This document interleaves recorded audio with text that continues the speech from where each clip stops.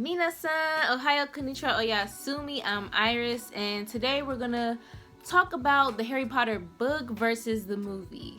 So, basically, I just want to talk about the things that I enjoyed and the little differences that I seen when I went through the audiobook. I just want to say I really enjoyed the audiobook. You guys recommended it to me. The narrator was Jim Dale. So if you guys have not heard that, I will definitely recommend it. As far as the story goes, I have not watched the other movies. I have not read the other books. So I'm just speaking on what I have seen and read so far or heard so far. And I'm probably going to keep mixing that up reading her because I listen to the audiobook. But if you enjoy the series, if you guys want to see more of Harry Potter, go ahead and subscribe to the channel and let's get right into it.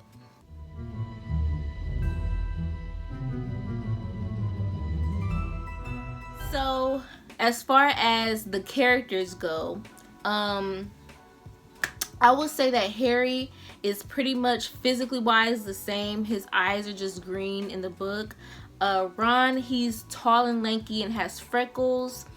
We have Hermione, and they said that she had buck teeth, and it's kind of interesting because I think also the his family, the Dursleys, the mother and his cousin, well, his aunt and the cousin, actually have blonde hair in the books.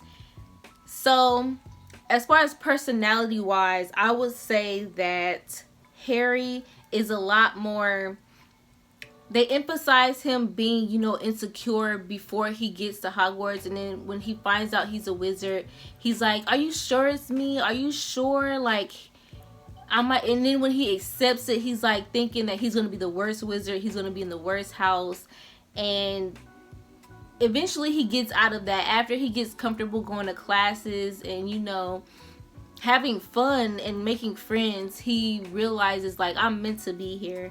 I feel like Ron is pretty much the same. Hermione, I think they make you realize that she's kind of overcompensating because they mention in the book that both of her parents are muggles.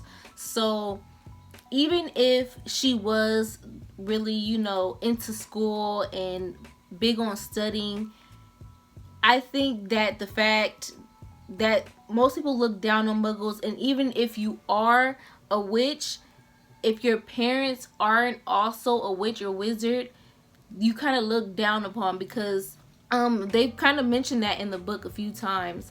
To get to the plot, they start off with Vernon, his uncle, and they kind of mention, he's happy in his normal playing life. He's comfortable. He doesn't want anything to disturb that. So as he's going to work, he sees a cat like reading a map. He's like, nah, that can't be. And then he sees all these weird people like just dressed in these weird clothes, and he's like, these people shouldn't be, like, of course he's thinking all this crazy stuff in his head, but he's not actually saying it to these people. And then on the news, he hears stuff about shooting stars or falling stars, and when he's out, he hears somebody mention Harry Potter, and he's like, no, they can't be talking about, no, it can't be. And he's like, that his name is probably not even Harry. I'm not even sure his name is Harry. That's a popular name anyway. And he asks his wife about it, and she's pissed off top. She's like, why are you mentioning them?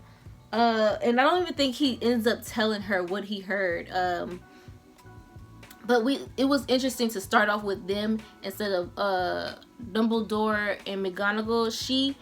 They actually mentioned Voldemort too, because she's like, is it true? And you know who? And then Dumbledore is like, say his name. And that's the thing, he says that a few times in the book, like, you guys need to say his name. His name is Voldemort, like, say it.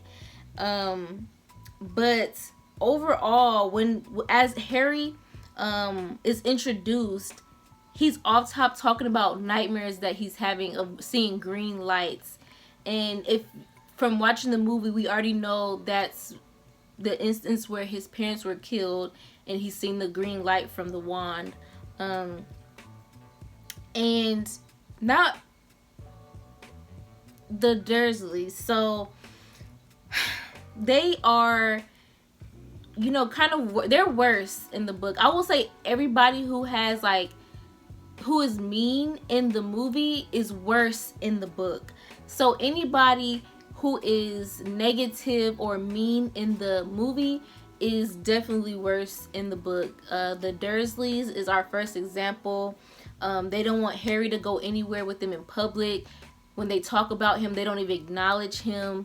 They're trying to send him off to this neighbor who also doesn't like him. And that's actually how he ends up going to the zoo, because he was not meant to go with them. It was just supposed to be one of his friends tagging along.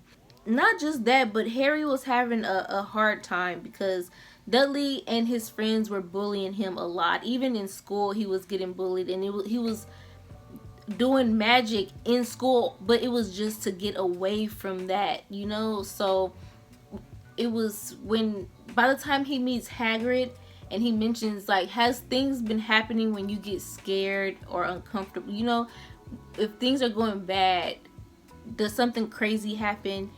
And those were some of those instances, like when he popped up on the roof when those kids was chasing him.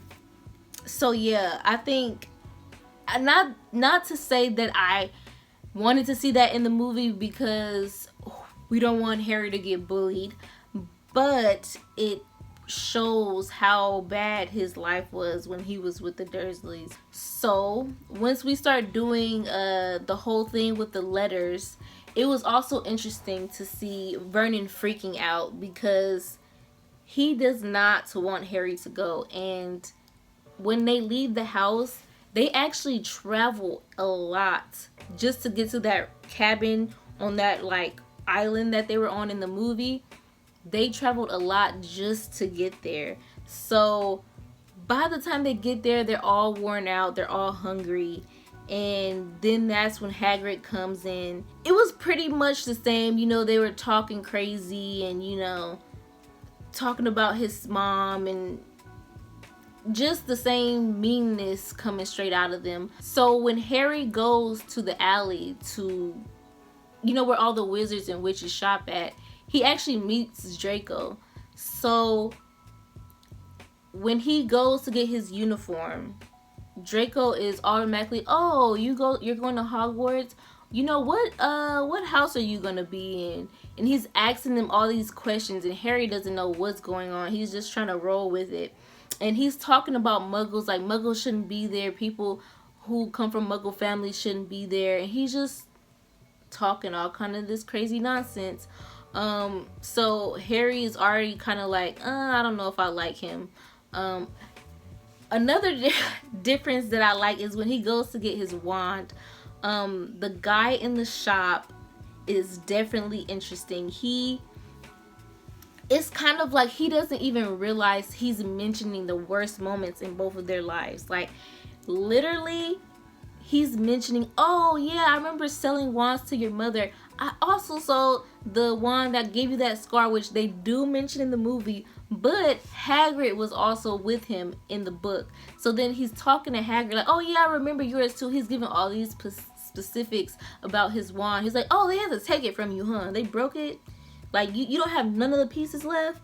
I'm like, bro, just sell us the wand. Why are you mentioning all these traumatic experiences? And then there was a little bit of more magic going on as well. But the one thing I didn't like, because I don't want him around the Dursleys, is that he had to go back to the house. So technically, Hagrid was just getting him to buy his school supplies and basically accept the letter to go to Hogwarts. So he had to go back to the house.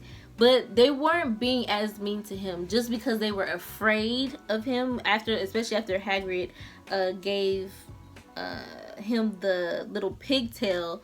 So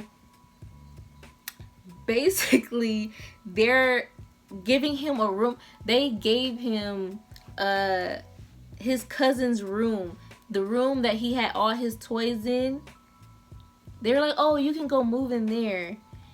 Like, Harry is almost like, I don't even want to be in here anymore. I don't even want to be in this house. And they ended up taking him to the train station by the time it was time to go to school. They're like, well, we have to go to London anyway to get this tail removed, so we'll drop you off. And it was so, like, they were so mean because they don't even believe that Hogwarts exists. So they're just like, 9 3/4, that's not a platform. What are you talking about?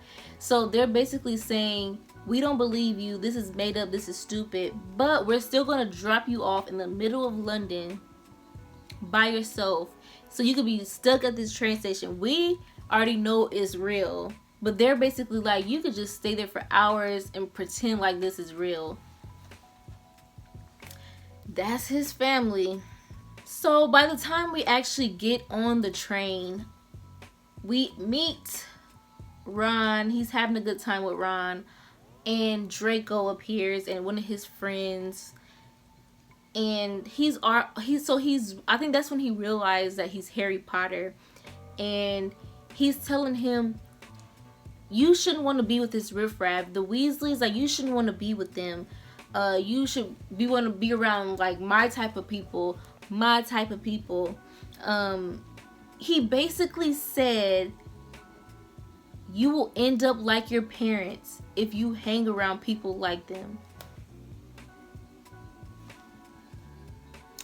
So you're mentioning my dead parents and me being dead because I'm hanging around a Weasley, somebody who's not as prominent in the community as you are. Bro, I'm glad Harry was off top. Like, well, I definitely don't want to be around people like you. Get out of here. So we meet Hermione, and that's when she tells us that she's from a Muggle family. She doesn't seem too upset about it. They just kind of brush it. They don't brush it off, but they don't make a big deal out of it, which I think she liked.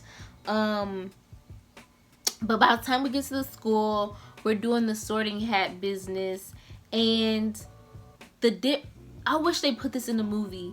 Harry ended up having a nightmare after he chose Gryffindor, and he saw Professor Quirrell, and he saw the turban, and he saw flashes of green light, and something was telling him, Slytherin is your destiny. You should be in Slytherin. That's where you're meant to be. And of course, he doesn't remember the dream when he wakes up, but I still feel like it was interesting. I feel like that was one of the first hints that Quirrell was not who we thought he was. When we get to Quirrell's class, people start mentioning, like, how did you get your turban? Where did you get that from? And he starts answering, and then when people start questioning, like, well, then how did you do that? Because I think he said he helped a prince kill some vampires or something like that. And so they're like, oh, so how did you do that? And then he just changes the subject. And they're like, what's that weird smell? So it's like this weird garlicky smell coming from the turban. So that's another hint that something's off with him. And I'm thinking they didn't mention that stuff in the movie because they didn't want to make it too obvious. But we get to Snape. Oh, good old Snape. Like I said, the people who have some negativity going on in the movie elevated in the book. He still is on Harry about, not knowing things and being a celebrity and that not being everything. But I wish this was in the movie. Neville messes up his potion, right? So he was supposed to take it off the burner and then put some of the ingredients in there. Harry is next to him. So by the time Neville gets sent off, because I think he had to go to like the hospital wing, Snape yells at Harry, Why didn't you tell him? That's points off for Gryffindor. Sir, what does that have to do with me? It's only natural that these kids are gonna mess stuff up. They're like basically first years, right? They don't mess with potions. They're gonna get stuff wrong. So that's natural. But then to blame another student because they were standing next to them, maybe Harry wasn't looking. He's so focused on what he's doing. He's paying attention. Like you just yelled at them about paying attention a few minutes ago. So that's when Harry was like, it's confirmed this man hates me. And people are telling him like, oh, he hates everybody. But Harry's like, nah, mine is on a different level. He hates me. And I'm agreeing with Harry. I'm like, he is just like, it doesn't even make sense how much he doesn't like Harry and he just met him. Then we get to, you know, practicing flying on the brooms. Draco's acting a fool, taking Neville's present. And this is when I officially like Book Harry. He is talking trash. I wish I wrote down the quotes that Harry was saying. First of all, he was maneuvering. Everybody's clapping like, oh shoot. Like Harry is going wild out here. This is his first time flying and he's maneuvering and going fast and shooting all over the place. And Draco's freaking out like, dang, I didn't know he had it like this. And that's why he threw it, because he got freaked out, not only because Harry was actually doing good, but he was talking trash. I was like, go ahead, Harry. So everybody's hyping Harry up when he gets on the ground. And I'm like, okay, Draco, thank you. You elevated me. Like, thanks. Everybody thinks I'm that man now. So they get the Quidditch captain, Wood, and she's like, I found you a new seeker. And he's like, he's that good? She's like, I'm telling you. And it's funny because on the way there, Harry was having a breakdown. Like a full scenarios. Well, I guess this is it for me. I guess I'm gonna be Hagrid's assistant. I hope Dumbledore takes, you know, some measures to let me just stay here and be an assistant.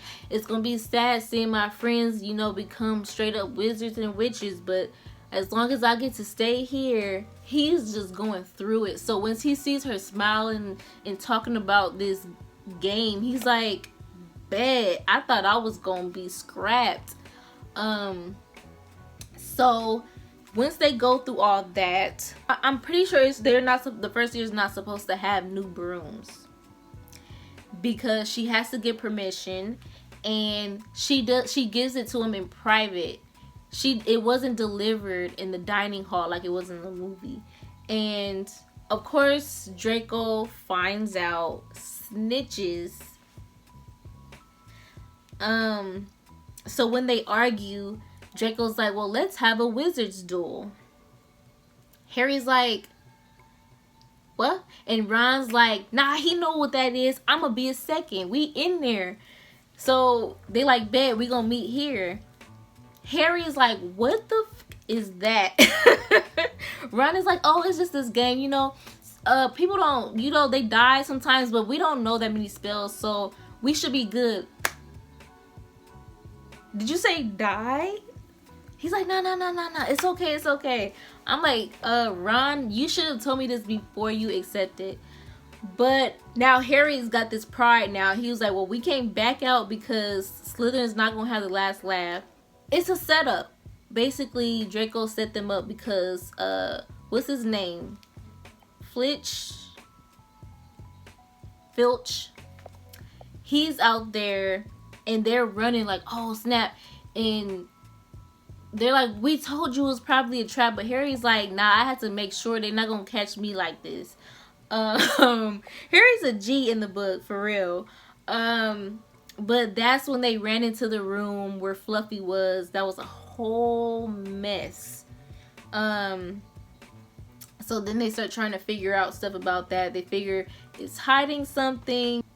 side note, I forgot to mention one of the best lines out of the book when Draco and Harry was arguing about the broom.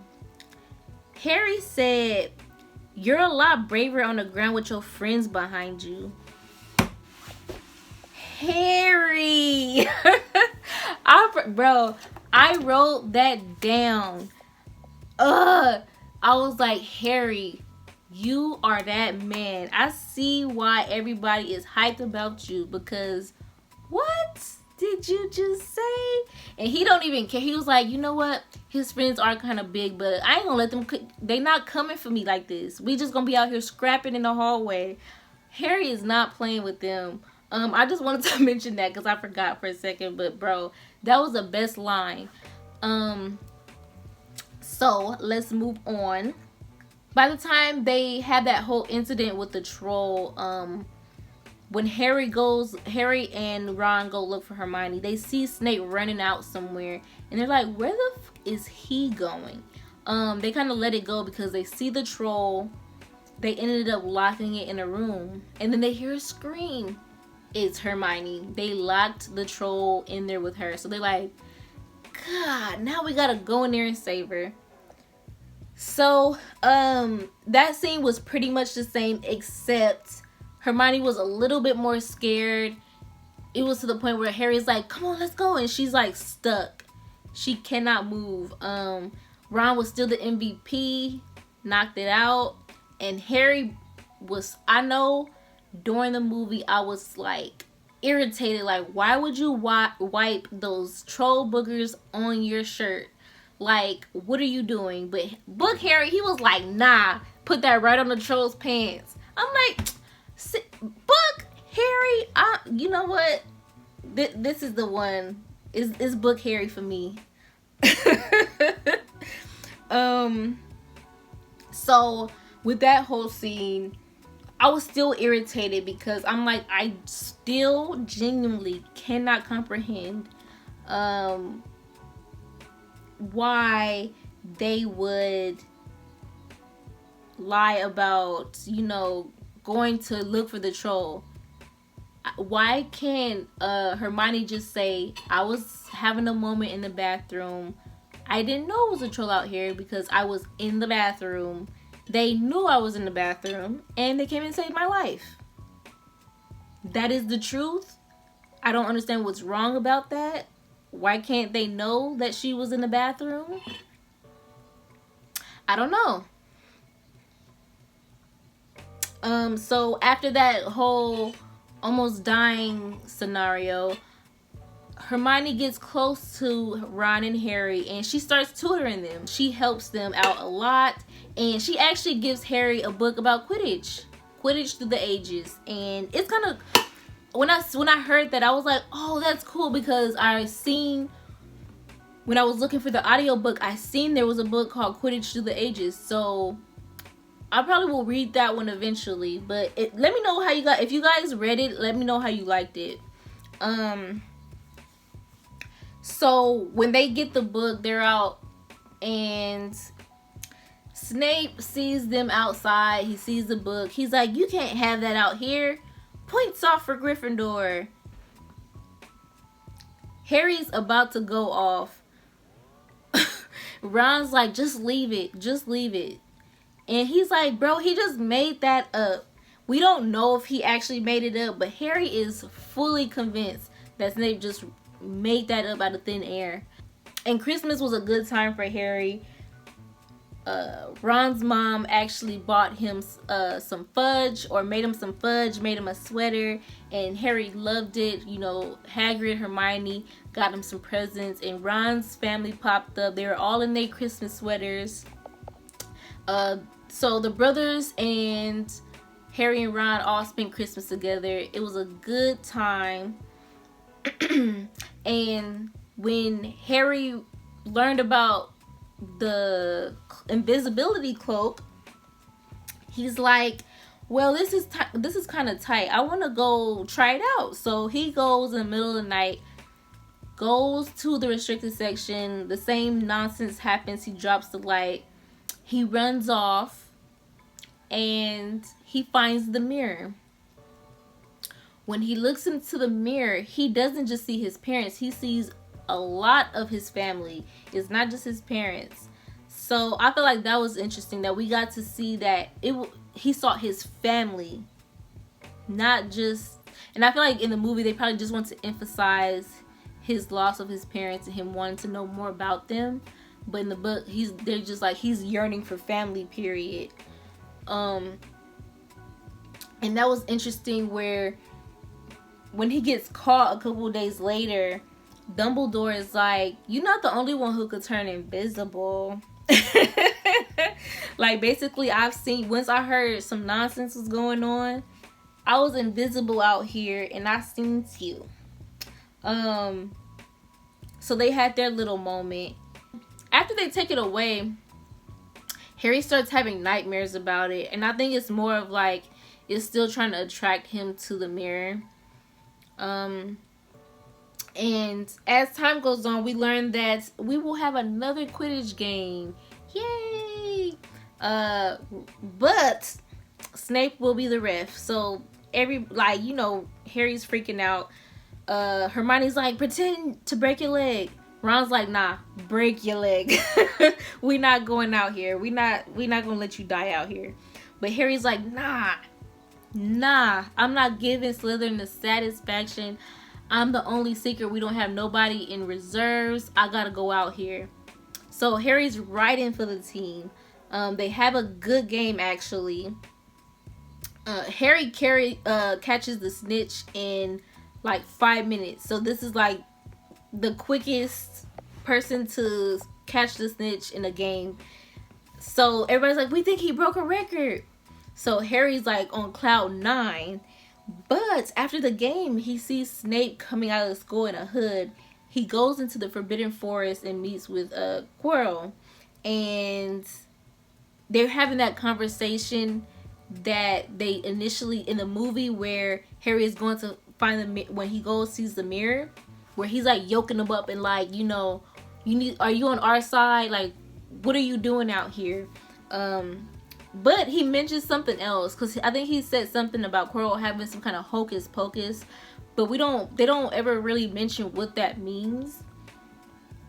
But Harry's just assuming that he's trying to get him to calm Fluffy down so they can go down there. They ended up, as a little bit of time passes, they find Charlie, or Ron's brother, to come get the dragon, because it's not safe for the dragon to be here. So they come pick up the dragon in the middle of the night. So Harry, Hermione, and Ron are so stressed. They're like, this was like a freaking headache. We didn't even have nothing to do with this dragon. We just got pulled into this. When they go back to the school, they forgot the invisibility cloak. So they are in deep trouble. Each person gets 50 points taken off. 50 points.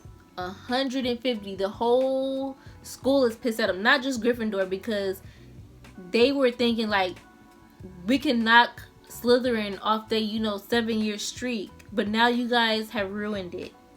They ended up getting detention, so they have to go into the Forbidden Forest. Oh, because I think, was Neville there too? Because I think in the book, he has detention too. So when they go into the Forbidden Forest, Neville is with Draco, and they flip out because Draco is bullying Neville, and they have to switch groups again, and that's how Draco and Harry were together. And they actually meet more than one centaur. It was 3 of them. Ronan, Bane, and what's his name? Firenze, I think that's how they said it. And nobody wanted to tell them what was in the forest. They keep asking them like, what's out here? What's out there? And they're kind of evading the question. So when Firenze saves Harry, it wasn't the redhead one. In the book, it was a blonde centaur named Firenze who got him, put him on his back, brought him to safety, and Bane and Ronin are mad, like, we're not supposed to interfere with the humans. Let them do what they're supposed to do. Like, and why you got him on your back? Letting him ride you like a donkey. So they're just pissed. But Frenzy is like actually trying to help Harry. He's giving him hints. Like, I guess they can't outright tell him stuff, but he's like, just think about who could have been trying to get some time extended on their life. Who would be out here drinking unicorn's blood? Who would be doing? Who gave you the scar? Who is so weakened that they would do something like this? So Harry figures out is Voldemort. Now he's like, I don't even care about people not liking me. I'm going to figure this out. I'm going to get the Sorcerer's Stone. I'm going down there. And Ron and Hermione was like, we don't want to get suspended like this. We can't do this. He's like, forget about getting suspended. We're not gonna be, there's not gonna be a Hogwarts if we do not fix this. So they like, you got a point. They go down there with that plan, just like the movie. And the difference is Hermione, she had the answers, but she was freaking out a lot more. Ron is like, what's, like, you know what it is, like, tell us how to get out of here. She's like, oh, I think you need fire. He's like, okay, bring some fire. We're stuck. We can't move. She's like, I don't have any wood. Ron is like, what? What are you talking about? You're a witch. She's like, oh yeah. He mentioned that a couple times. He was like, wood? Like, after they got out, he's still like, wood? Really, Hermione? She's like, dang, I forgot, okay? My parents were dentists. I'm freaking out here. It was some added trials when they were down there, though. So, the difference is that Hermione actually went with Harry. They was like, bro, we'll be back. Just don't pass out, okay? So they went further on, and it was another trial with potions. So flames had erupted from where they just came from, and to the next to go forward. And so it's a little riddle left there, and it's basically saying out of all these potions, one will let you go backward, one will let you go forward. Some are just duds and some are poison. Figure it out. And Hermione figures it out, and she's like, the small one is the one to go forward. Only one person can go forward, basically. And so she goes back. So he's like, just go help Ron. I'll go forward. And so they have this cute moment and they're hugging. She's like, you're so great. And he's like, no, you're the amazing one. You're so smart. You have all this knowledge. She's like, no, you're so brave. You care about your friends. You care about all these people. And they were just complimenting each other and getting all emotional. It was so cute. And I'm pretty sure Harry needed that to go forward, because when we go forward is where Quirrell and Voldemort is. It's a whole mess. When Harry starts freaking out because he's like about to use dark magic on him, he realized that he burns him. I don't know what happened in the movie. Was he turned into like ash or like rock, like pebbles or something? I feel like he was just like, it looked different because it was making it seem like he was actually getting burned in the book. Harry was like, nah, I'm holding on to this man so he cannot perform a spell. So he's basically just burning the crap out of him, and Voldemort is still like, get him, keep going. So he's tearing this man up, and Harry's like passing out. He sees a gold light, and it ends up being Dumbledore. Dumbledore saved his life. He was asking Dumbledore questions. Dumbledore basically told him, we destroyed the Sorcerer's Stone, and Flamel will no longer be attached to it. So he will, like, that's what's keeping him and his wife alive. They've been alive for 600 and something years. And Harry also talked about Voldemort, when he was saying, you know, I killed your dad and your mom is only dead because she tried to save you. So he's implying that he was not going to kill his mother. He was trying to kill Harry. So he's asking Dumbledore, like, why was he trying to kill me? Like, I was a freaking 1-year-old. Why is he trying to kill me? I'm assuming it has to do something with the Potter bloodline, because why wouldn't he try to kill Harry's mom? I know she came from normal people, but I'm guessing that his father came from a line of witches and wizards. So I wonder if something with them was like gonna interfere with his plan, so he was just trying to take them out, and it did not work. But of course Dumbledore's like, for the plot, I cannot tell you right now. I know I said I can answer all your questions, but you know, that's something you need to learn later on in life. So Harry lets it go. He meets with Hagrid. Hagrid is freaking boohoo crying like, I'm so sorry. They only know about Fluffy because of me. And Harry's like, nah, like they would have figured out anyway. Like, it's Voldemort. He would have figured it out. And that's when he gives him the photo album. Instead of at the end, at the train, this is where he gives them the album of his family. And Harry's very emotional about it. He gets permission to leave the hospital to go to the banquet for the house cup. So Harry's like, this was the best day of my life. Like, forget the Quidditch games, forget fighting the troll and all this other stuff. This is the best day of my life. So I'm very glad, going from the beginning to Harry's insecurities to him coming to his own and standing up for himself, standing up to bullies, standing up to these monsters, standing up to the person who killed his parents. Not only the person that killed, his head is on the back of somebody else's head. Like, bro, that's disgusting. So Harry's bravery is literally like on another level. And when they're going back home at the end of the term, and Uncle Vernon comes and picks him up. Everybody's like, are you gonna be okay? They're like, yeah, we didn't know, but they're bad. Like, something's wrong with him, because they asked him like, oh, are you his family? He was like, I guess you could say that.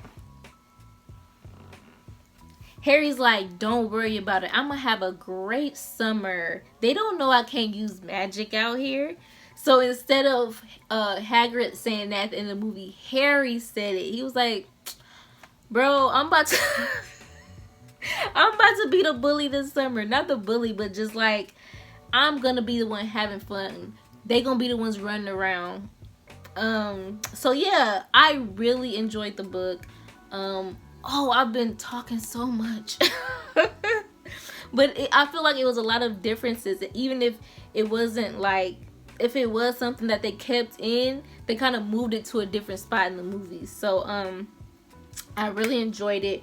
My favorite thing was Harry's personality. Definitely, he was definitely snapping. But if you enjoyed this video, let me know. I can do this again after the next movie. So yeah, let me know what you guys liked, the difference from the book from the movie. Let me know in the comments. I'll see you guys next time.